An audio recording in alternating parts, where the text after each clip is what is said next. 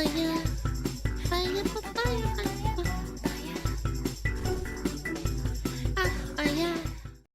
two, one, boom.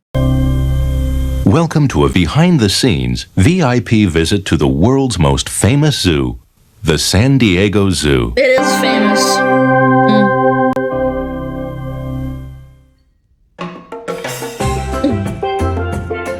The San Diego Zoo, the world-famous wildlife haven bursting with vibrant life. Nestled in the Balboa Park, this sprawling 100-acre zoo is home to thousands of rare and endangered creatures from across. Have any of you guys been to the San Diego Zoo? I heard it's actually a really nice zoo. Yeah, it's like actually like a quality zoo. Yes, San Diego's pretty cool. No, once, no. Never been to San Diego, yes. I went there Saturday. Ooh, look at you, Mr. Safe Fucking Fancy Pants. It's cool, man. I love the zoo, man. It's cool. Across the globe, pulling in millions of visitors every year, each exhibit offers an up-close glimpse into the wonders of the animal kingdom. With its lush tropical landscapes and immersive habitats, the San Diego Zoo really is a full-on adventure.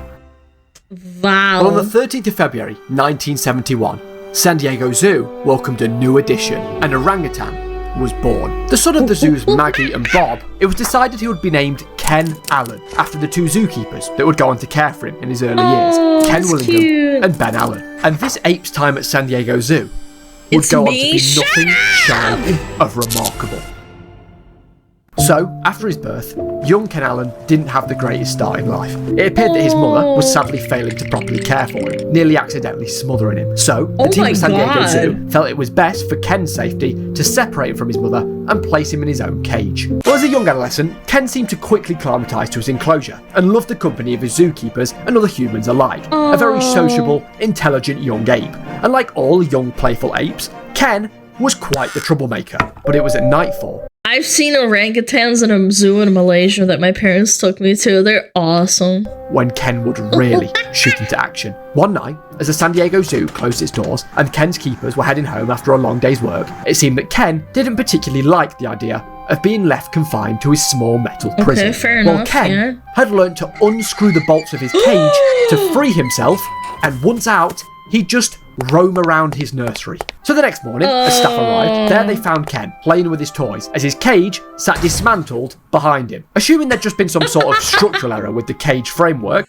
they thought it broke apart. They didn't think that he unscrewed it. That's so cute. The zookeeper simply put it back together again, and as night drew in, they led Ken back into the newly assembled cage. Well, Ken had made a note of this. So that night, as their shifts ended and the zookeepers left, once again, Ken started to unscrew the bolts of his cage and simply messed about.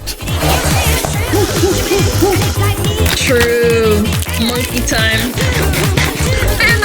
He loved the freedom, but this time was different. Ken had learned that the morning was when the zookeepers would start their shifts and return, and he wasn't going to be caught out again. So after yet another night of freedom, as the sunlight slowly crept in through the window of his nursery, this time he's gonna reassemble it. Around, Ken climbed back into his cage and started re-securing the bolts as if nothing had happened. This way, when the keepers entered the nursery that morning, there they saw Ken sat well-behaved in his cage as if he'd been there the entire night. Well, Ken's master plan would go on for a few nights. He would unscrew the cage, play in the nursery, return to the cage, and then reassemble it. Everything was going swimmingly. But there was one small thing that Ken didn't account for.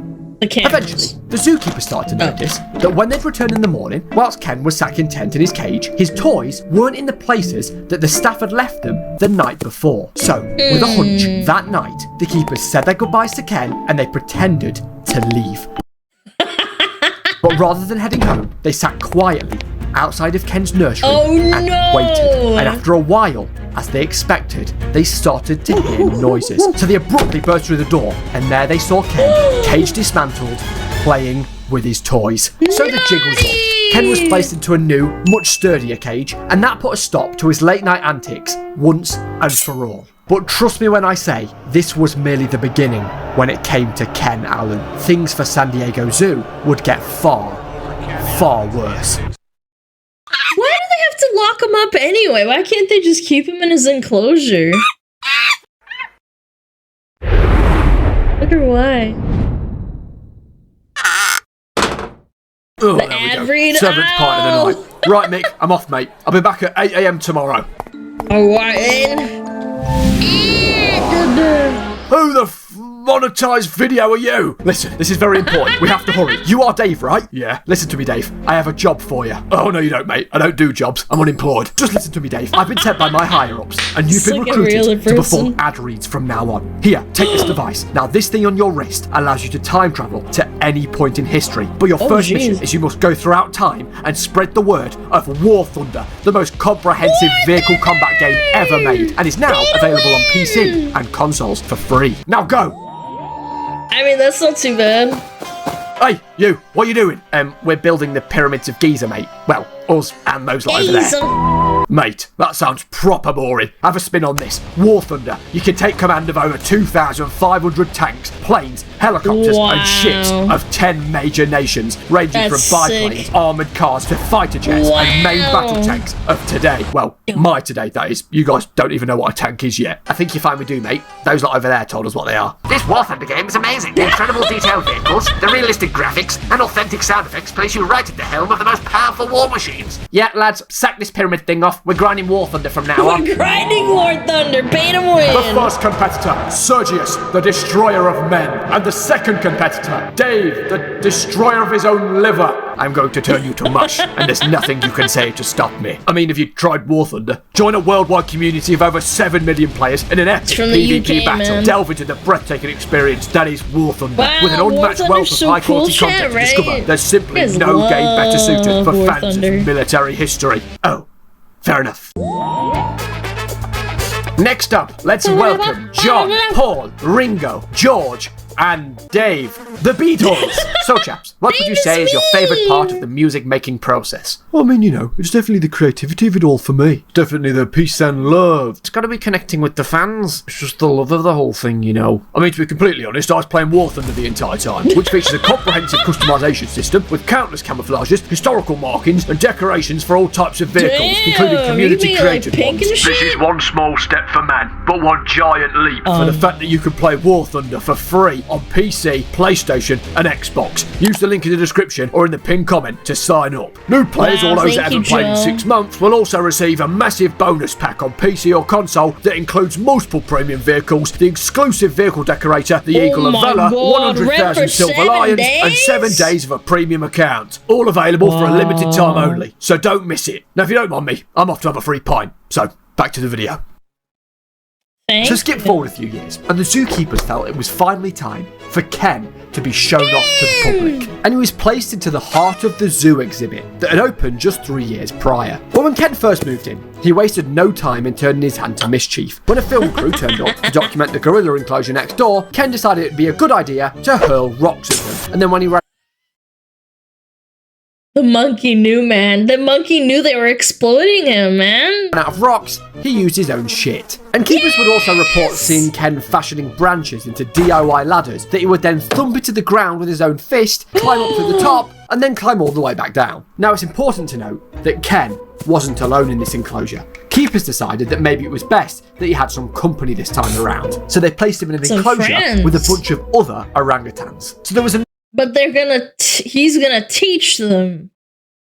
He's gonna teach them, man. number of female orangutans, Ken, and one other male named Otis. Now, if you know the first thing about the animal kingdom, 2 males and a bunch of females doesn't usually end too well. To put it bluntly, Ken grew to despise Otis. I'm Why did they do that? talking cold-blooded hatred, resulting in numerous feuds. So the zookeeper's idea of giving Ken some company had seemingly backfired. So they cut their losses and moved Ken into his own enclosure. So there he was, alone once again. Now let's have a think, shall we? Last time Ken was alone, what did he do? That's right, baby. He started planning his next escape. So on the 13th of June, 1985, a 14-year-old Ken Allen managed to climb up the wall of his enclosure and got out. Now, what exactly did Ken do after his valiant escape? Well, he very confidently just strolled around the zoo amongst visitors, minding his own business, observing He didn't hurt anybody? the other animals. Oh, look at the elephants. No Wow, look at that way. giraffe. He wasn't aggressive or agitated. In fact, Ken loved the attention. Well, this escapade went on until the zookeepers were made aware of Ken's escape. Well, yeah, they're locking him up and he has no friends, like, obviously. Now, they knew that if Ken was to attack anybody, they would be forced to put him down. Because of his strength, because he is a wild animal, the potential is there to do harm, to hurt somebody badly. So slightly panicked, they hesitantly approached Ken, but he caused no trouble at all, and then they quickly led him back to his enclosure, which he happily complied with. Now, whilst Ken Allen was chilled, enjoying his day spent roaming the zoo... Why didn't they just have, like, him, like, walking around with, like, a supervisor and, like, 2 bodyguards or something? I don't know, I guess it's maybe too much of a risk. The same couldn't be said for the zoo's staff. They were having a meltdown. They knew if news of Ken Allen's escape went public, they would have a PR disaster on their hands. But of course, they had no control over the news leaking. I mean, there was an orangutan walking amongst members of the public. That does turn heads. So as the news broke, the staff at the San Diego Zoo prepared for the worst. But rather than the expected PR disaster, Ken Allen became somewhat of a local hero, and it actually almost worked like in the zoo's Harambe. favour. With everyone reading the news about Ken, people just had to see for themselves, and the zoo attendance skyrocketed. Let's go! Well, despite the media buzz, behind the superstar. scenes, San Diego Zoo were doing all they could to prevent another escape. Sure, the attention was great, but one instance of an escaped ape was enough for them. Zoo officials decided they needed to step up security of Ken's pen, so they installed a moat around the perimeter of his enclosure and installed a 250-foot wall. Damn! This was bound to stop Ken in his 250? tracks, and thankfully, it worked. Crisis averted. The security Alright. measures successfully contained Ken Allen. For all of a few weeks, that is. Because on the 29th of July, 1985, Ken managed to escape again. He somehow made his way over my the moat, God. and just like his last escape, the 250-pound orangutan effortlessly scaled his enclosure wall. And yet again, he did the same. Just How? They doubled the wall! casually strolling around the zoo amongst visitors, even posing for selfies. But this Oh my time, God. there was one more thing Ken wanted to do on his day trip. So as the zookeepers were once again made aware of Ken's escape, they frantically ran out to the zoo for a second time to capture Ken. And there they found him, stood over an enclosure. But this time, he wasn't looking at the pretty elephants. There Ken was, picking up rocks and pelting them at none other than Otis. Maybe monkeys and humans aren't so different after all, huh? Yeah, fuck Otis, fuck that bitch. Look at me, I'm out of here. I'm out here and you're in there. Ken's ex-roommate and sworn enemy. Well, this second escape had only escalated the media hype around Ken. The already packed San Diego Zoo had more and more visitors each day, all eager to see Ken Allen, Ape the strong ape to their that could chant. not be contained. But yet again, as for the staff at San Diego Zoo, whilst thankful for the increase in ticket sales, they simply could not let this happen again. 2 escapes was already far too many. Things were really getting silly now. Every effort the zookeepers had applied to try and halt Ken's escapes was failing. They needed to really step things up this time around. So for the time being, they moved Ken into an indoor pen that reportedly had a black and white television that featured just one channel. So as Ken sat and watched TV, the staff started to draft a plan to further beef up Ken's main enclosure and increase security, fortify the place properly. So as the staff gathered around and started pitching ideas, meanwhile, Lasers and guns? No! place properly. So as the staff gathered around and started pitching Poison darts, no, ray gun, baby ideas. guns. Meanwhile, outside of zoo grounds, after the media had caught wind of the second escape, things had gotten bonkers. Ken Allen had become somewhat of an icon. Free Ken Allen t-shirts started Celebrity. popping up all over the place. $14 a pop. Bumper stickers appearing on cars all over San Diego. A group of pensioners formed a Ken Allen fan club aptly named the Orang Gang, complete with a monthly newsletter. And maybe This was like memeing before memeing was even a thing. They didn't have the internet in 1985. the strangest outcome of Ken's Wasn't its fame, a infancy. San Diego-based psychiatrist named Dennis Gersten released a single, The Ballad of Ken Allen. Here goes Zoo. Yeah, I've heard shit this before. was getting weird. Headlines started referring to Ken Allen as Hairy Houdini, a name that fit him perfectly. So back at the zoo, With all eyes on them, the staff started their efforts to beef up Ken's main enclosure. Let's go! What's he gonna do next? So with the master plan finished, they started by surrounding the wall with a powerful electric fence. Then they hired a pair of professional rock climbers to try and scale the enclosure wall. So oh my god, wait, I actually remember reading this somewhere. They had them scale it to test if it was good enough. Yeah. the staff could seek out the foot and handholds and patch over them, making a chance of a route to the top virtually impossible. Making the walls smoother, straight up and down, taking all the little bumps and ridges out of the wall that he could possibly get a handhold on. Also, the keepers had noted that Ken would only really ever attempt to escape when he was in an enclosure alone. And of course, when they attempted to put him in an enclosure with other orangutans, the only real issue was the fact that there was another male, Otis. So, zookeepers decided that the best course of action would be to introduce some female orangutans into the upgraded enclosure and no other males, in the hopes that the company might calm him down. So with the big security renovations finally complete, they decided it was time to free Ken from his indoor prison. He'd watched enough black and white TV, and they released him into the newly upgraded enclosure. But that wasn't all the staff had up their sleeve. This time, they decided it was best that they monitored Ken, see what he got up to, learn his habits, see if he was acting fishy. But this is Ken Allen we're talking about. That's pretty funny, man. That's fascinating.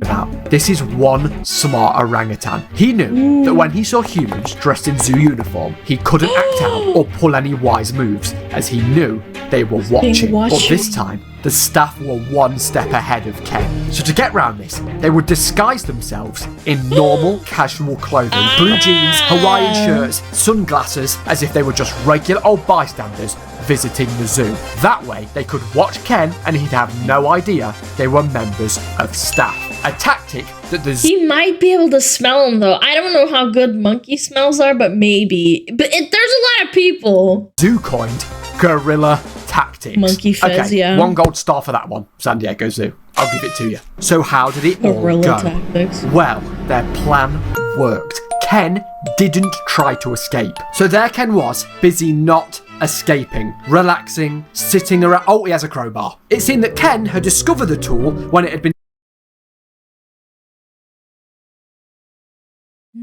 seemingly left behind by a construction worker. Not particularly wanting to approach a crowbar-wielding orangutan, the zookeepers watched over helplessly. But to their relief, Ken threw it aside, landing at the feet of fellow orangutan, Vicky. Now, knowing she was far calmer than Ken, the keepers weren't too worried about her. Until, that is, they heard a large crunch and Vicky had used the crowbar to try and pry open the glass of the enclosure window in an attempt to free herself and Ken. I told you, man.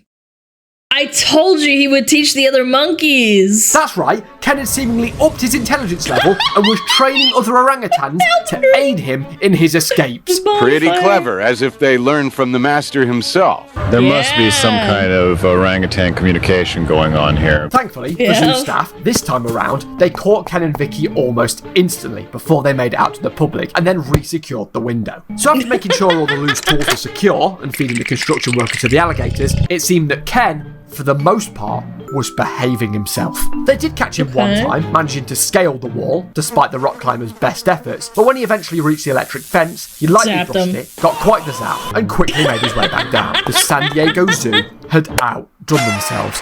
Finally, all the work the staff had put in had seemingly worked to keep Ken Allen at bay. Ken started to settle down, and the media started to report that he'd become somewhat of a family man, and it looked as if his escapes had finally been put to rest.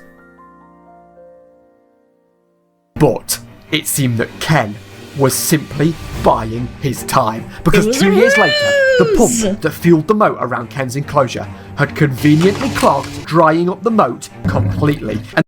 And this allowed for a clear and easy path to the wall. Ken then sat patiently and waited for the moment that the power to the electric fence was shut off for maintenance. How he knew this is still a mystery, but with the time How the fuck would he know that? being perfect, he capitalised, making a bolt for it. And once again, after his 2-year hiatus, he'd come out of retirement, and it was like he'd never stopped. That's obscene. Back to his old ways, he strolled around. How would he know unless maybe like he touched the fence until he Hear the electricity, hear those buzzing sound? I guess. Taking photo after photo, everybody raving that they had seen Ken Allen, hairy Houdini, the ape that could not be contained. Well, this time around, when he saw the guards approaching in the distance, Ken wasn't as calm as he was during his other escapes. He made a bolt for the lion enclosure, dodging and weaving, making the most of his freedom, crowds cheering as he sprinted. He was really pushing the boat out this time. This was the furthest away Ken had ever been from his enclosure. God. Fearing that Ken was going to climb into the lion enclosure and be their next meal, staff were hot on his heels, and after 3 long hours, he was eventually cornered by gun. They couldn't even wait for 3 hours. He was running around unsupervised.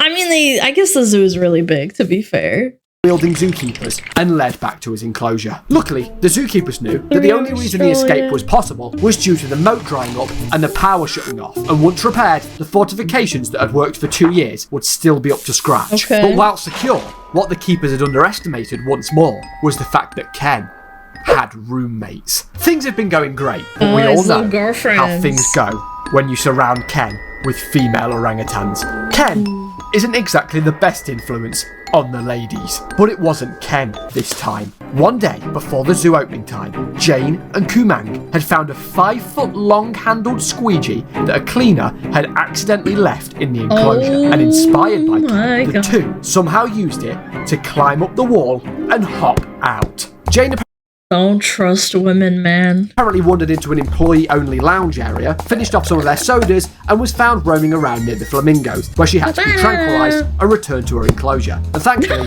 Kumang willingly returned. But while she was the tame ape this time around, it seems that Kumang wanted her own chapter in the adventure book. She managed to escape 2 additional times by shortening the electric fence wires with a twig. The first time, she was... That's literally smarter than most people, man. Shortening the wires with a stick to make them fucking short circuit and break. That's smarter than most people, I swear.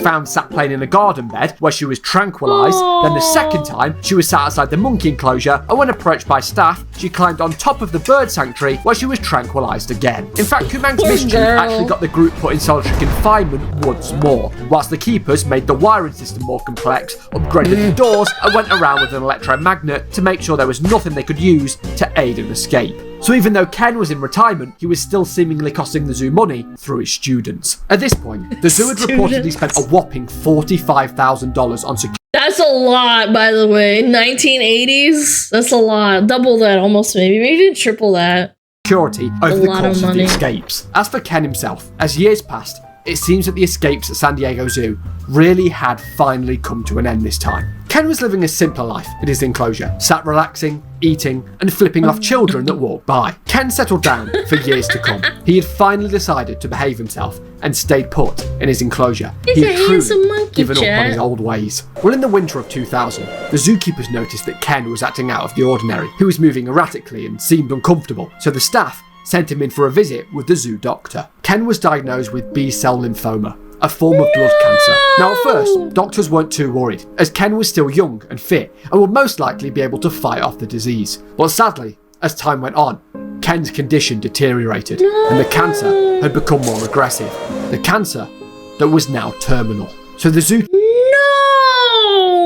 Not Ken! The genius! Keepers decided that rather than letting Ken suffer, at the age of 29, on December 1st, 2000, Ken Allen was euthanized. Options for chemotherapy were explored, but at this time, the therapy was mainly geared towards making Kenny as comfortable as possible. His condition had worsened over the last several days. Ken brought great joy to the San Diego Zoo for over 29 years. The loss of this type of animal is a great loss to our organization. This is a sad day at the San Diego Zoo.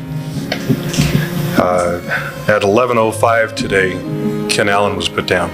The Orangang published a 2-page spread as a tribute to Ken and hosted a candlelit vigil for him, stating he would have done the same for us. To this day, a plaque sits in San Diego Zoo in Ken Allen's honour. So there you go, the story of Ken Allen's numerous escapes from the San Diego Zoo. $45,000, t-shirts, bumper stickers, a fan club, a single, and a hell of a tale.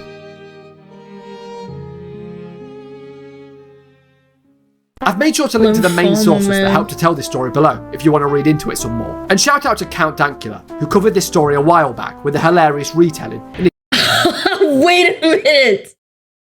Count Dankula with a story on it.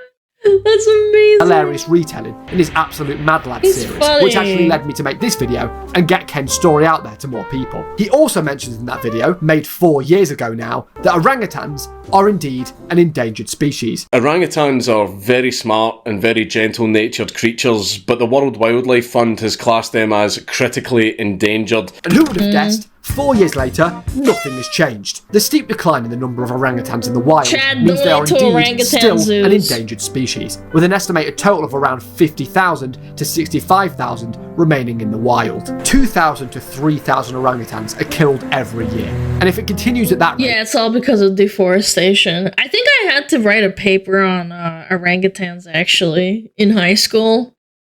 Yeah. Some experts predict that within 50 years, sad. there will be no orangutans left in the wild. So I've made sure to include a few links below to some charities. The Orangutan Project, where you can adopt an orangutan. The Orangutan Foundation, that do great work at protecting the tropical habitats that many wild orangutans call home. And orangutan.com, which is an all-round great resource to see what you can do to help, as well as the numerous charities helping to save orangutans from extinction. I've made a personal donation myself, and if you have any spare money left around, why not go and give it to some of these charities? I'd like to dedicate this video to Ken Allen. I want to do a charity for animals and to all one of you day, that have man. made it this far in the video, thank you ever so much. And of course, thanks to War Thunder for sponsoring the video and making it all possible. You can give it a try for free on PC, PlayStation or Xbox by using the link in the description or in the pinned comment. New and returning players that haven't played in 6 months will receive that big bonus pack mentioned earlier in the video, featuring premium vehicles and much more across all platforms. And it's all only available for a limited time only, so get it while you can. And with all of that said, goodbye. I would never do that.